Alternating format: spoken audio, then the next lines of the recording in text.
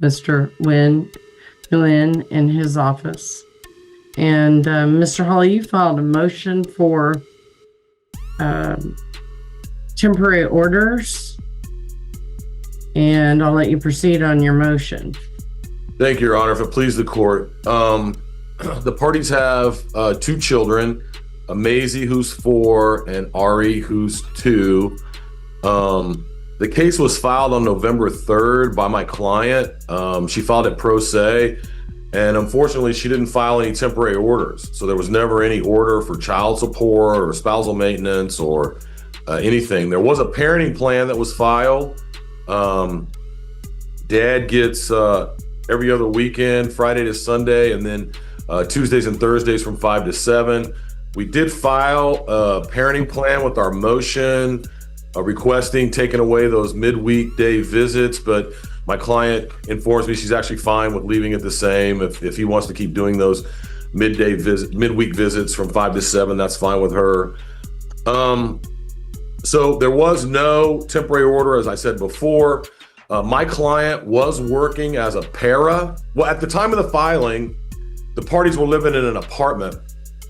They've both since left that apartment and are living with their respective parents. They moved back home and are living at home. And so my client was basically, there was a 4-year marriage. My client was basically a stay-at-home mom. She did work as a para, as I said before, at the school, but that was during the school hours when the kids were in school. And obviously when they weren't in school, she wasn't working. So she doesn't have much work history at all. Mr. Ryan is a diesel mechanic. According to his domestic relations affidavit. This hearing opens on a request for temporary orders, a crucial stage that often sets the tone for the rest of a divorce case. The judge immediately clarifies who is present and why they are here. We learn the parties share 2 very young children and that the case began as a pro se filing, meaning no attorney initially guided the process. That detail matters, because without temporary orders, there was no child support, no spousal maintenance, and no financial structure at all. What follows is an attempt to retroactively bring order to a situation that's been operating without guardrails from the very beginning. And his pay stub, he makes about $56,000 a year. And basically, I mean, as I said before, they're both living at home, and so their expenses are about approximately the same. But the problem is that my client is supporting 3/4 of the family, her and the 2 girls, and he is supporting 1/4 of the family with 100% of the income. So you can see from our Exhibit 1, that's our proposed child support worksheet, with mom getting $1,000 a month in spousal maintenance and $969 in child support. She does have $309 in daycare per month. And so, and we've put her at 0 income because she is going into nursing school this next January. And so that would be, so mom would be getting about I hope you mean this coming January. Yes. Okay. Yeah. And so she is, so that would get her about $1,969. The mother's attorney lays out the practical reality of the family's situation. After a 4-year marriage, both parents moved back in with their own parents, eliminating many expenses but not responsibility. The mother was largely a stay-at-home parent with minimal work history, earning only limited income during school hours. The father, by contrast, works as a diesel mechanic earning around $56,000 a year. The argument is framed around imbalance. One parent supports 3/4 of the household with little income, while the other supports 1/4 with all the earnings. The request is temporary spousal maintenance and structured child support. A month, and then he still has $4,600. He's bringing home $4,673. So he'd still be keeping half of the money that would be coming into the household with 1/4 of the family, and she would be keeping one half of the money with 3/4 of the family. So we feel like that's fair to order her to have $1,000 a month in spousal maintenance. If you order no spousal maintenance, then her child support, according to our Exhibit 2, should be $1,321 a month. And so that's what we're requesting, Judge. $1,000 a month in spousal maintenance. Her DRA shows that she's upside down $1,300, but that's when she was, living in the apartment. Now she's living at home, but he's also living at home. So neither one of them have a great deal of expenses, and we think it's fair to split, so to speak, the income that's coming into this marital estate, at least on a temporary basis, till we can get things figured out. So, and then additionally, so we're requesting the spousal maintenance at $1,000, the child support pursuant to our worksheet of $969, and the proposed numbers are carefully explained. The mother asks for $1,000 a month in spousal maintenance and $969 in child support, along with help covering daycare costs. Her attorney argues this still leaves the father with more than half his income, despite having fewer daily parenting responsibilities. The request is positioned as temporary, not permanent, designed to help the mother transition while preparing for nursing school. The emphasis here is fairness during instability, not punishment. This is about keeping the household with the children afloat while education and employment plans take shape, at least until the court can revisit the situation more fully. Then we're requesting that the parties use the My Family Wizard. I don't know if there's any objection to that or not, but it's just there's been some bad communication between the parties, which is, Judge, happens when people split up and stuff. But it's nice. I think that My Family Wizard is nice because the court can look at that if it needs to. And so I think people are on their best behavior when they use that My Family Wizard. And so we're asking that communication only be about the children, and it only be done through the My Family Wizard app. And we're requesting the spousal maintenance and the child support. Thank you. Why don't you do a quick child support worksheet for me if she gets 500 in spousal or 600 in spousal? Why don't you do at least another option? So maybe let's say 550 in spousal. What would the child support be? Right. Mr. Nguyen? Yeah, I can get that done too. Governor, I'm here, Judge. Yes, your response? My response is I don't know how, but the marriages are short-term marriages, 4 years. My client has another 5-year-old that lives with him. He has primary custody with. So we need. The judge pauses the momentum and asks for alternatives, signaling careful consideration rather than blind acceptance. Instead of all or nothing, the court asks for multiple scenarios at different maintenance levels. That's an important moment. It shows the court is actively balancing need against proportionality. Then the father's attorney responds, pushing back hard on spousal maintenance. He emphasizes the short length of the marriage, the lack of demonstrated financial need, and the fact both parties live with parents. He also raises another key factor: the father supports another child full-time. This introduces the multifamily calculation, which directly affects child support under the guidelines. To ask the court, we questioned the court for a multi-family application. So I filed a child support worksheet last week. I know Mr. Hawley filed something today, but I just came back from court with a prelim case at 1:30 today, and I didn't get a chance to look at it. But there is nothing in this file, or no filings in this case, that show that mother has a demonstrated need for spousal maintenance. As her lawyer indicated, both parties live at home with their parents. So I don't know how there's no numerical or evidence showing that there's a need for spousal maintenance. But if spousal maintenance is ordered, child support should be reduced. I prepared our proposed child support worksheet. It shows 1122 with my client making $56,000 a year, the mother making $20,000 a year. She was working. She had a job as a para at the school, and she was contemplating, according to my client, of getting a second job. So The father's position reframes the issue from imbalance to capacity. His attorney argues the mother is capable of employment, already has work experience, and previously considered a second job. Daycare assistance may already be available through the state. From that perspective, spousal maintenance becomes unnecessary rather than supportive. The father's proposed worksheet shows higher child support but no maintenance, based on both parents having income. This contrast highlights a recurring courtroom tension. Is support about present reality or future potential? The court now has to decide whether to prioritize immediate stability or expected earning ability, especially when both parties are still early in their adult lives. Obviously, she's able to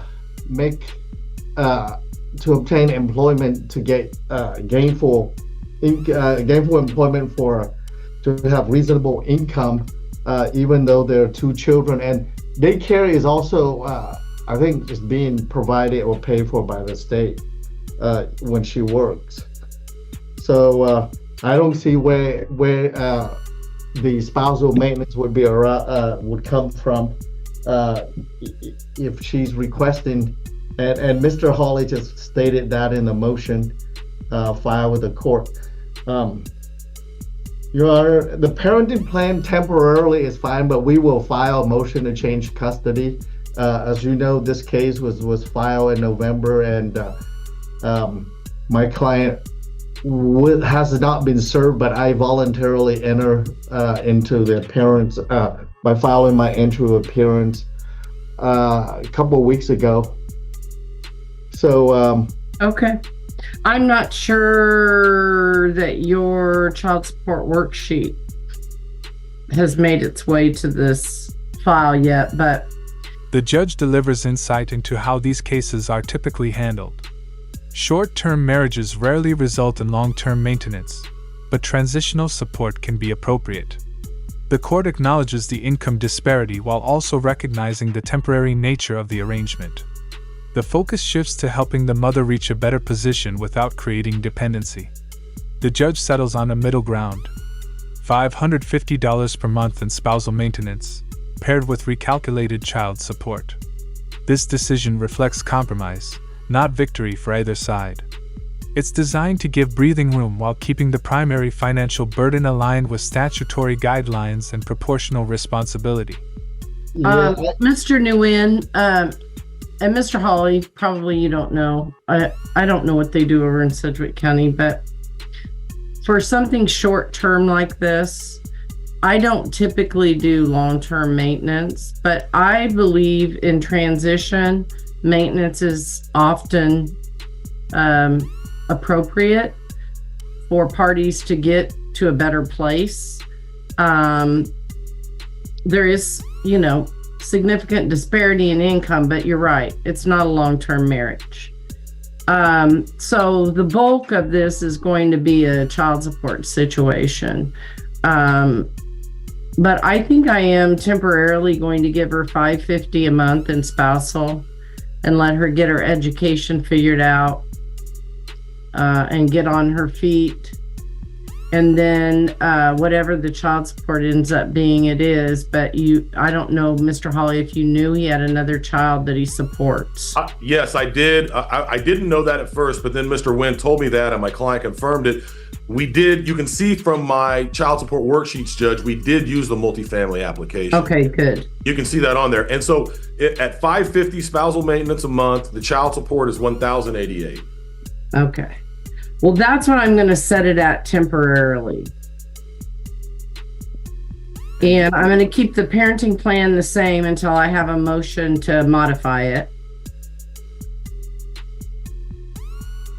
Probably a good move on her part to not reduce any time. But it sounds like he wants more time. But honestly, I'll have to have a lot of background on what their intentions are. I mean, they both have to have a plan. Unless they're going to stay living with their parents, which is fine. How old is your client, Mr. Hawley? 28. What? 28. Okay, well, she's not real young. Mr. Nguyen, how old is your client? 27. 27, Your Honor. Okay. Does he have anything beyond a high school diploma and then tech school? No, Your Honor. Okay. And then when they moved out of that apartment, did they leave a bunch of bills? Do they have a broken lease that they have to pay on, or they have utilities outstanding or anything like that? I think the only thing they have is this AT&T bill, ADT bill, like security system, and it was in the amount of $1,100. Unfortunately, my client's been paying it, and we asked that the parties split that in our motion. That's a lot. It's not $1,100 a month; it's $1,100 total. Right. Yeah. So did they sign a contract for a year or something? And then why do they owe that? Yeah, that's it. That's it. Yeah, it was on a security contract, and they just didn't use it, but they're still stuck with it. Okay. Well, did they both sign off on it? Did you guys both sign the contract? Yeah, they both signed it. Okay, so it's paying good. it, right? How much is it a month? $2 a month, but I also put a $500 payment down on it. Well, they kind of took it from me for all of the equipment. Yeah, it's 82 a month, 1,100 total. It was supposed to end March of 2028. Oh. Yeah. It ends March of 2028. Oh, wow. Contract, yeah. Okay, well, that's going to need to be split. But Mr. Hawley, can you do some legwork and figure out if you can do something to get him out of that thing? Sure. Yeah, I'm happy to do that. Okay. All right, what else? I think that's it. Just the start date. I'm requesting November 1st. That's when she filed this. I'm not going to do that.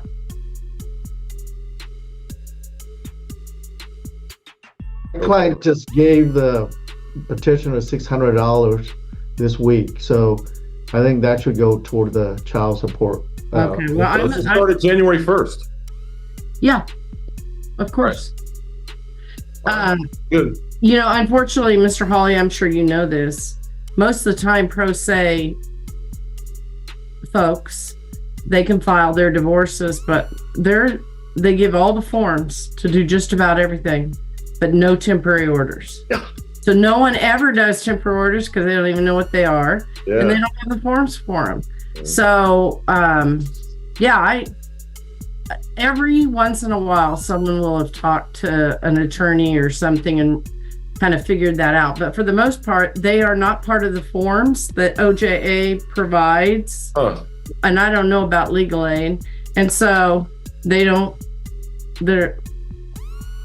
never filed in these pro se divorces. All right. So. Judge, you want me to draft an order on this? Yes, please. Okay. And then let me give you a final hearing date. And if you can't do a final hearing, then we'll use it as a pretrial and get a trial date. So.